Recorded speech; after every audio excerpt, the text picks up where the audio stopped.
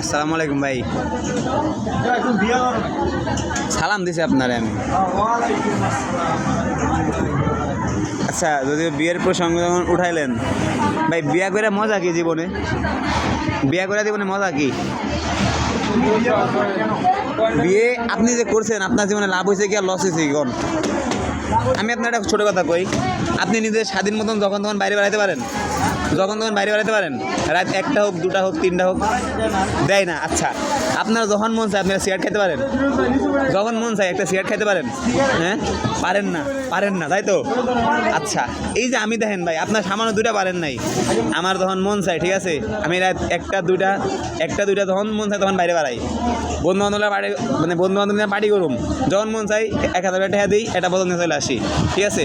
আমার যা মন চাই ভাই তাই করি। আপনি কি করতে পারেন? আমার মন চাই আমি একটা সপ্তাহে একটা মাইয়া নিয়ে ঘুরতে যাই, আপনি কি পারেন?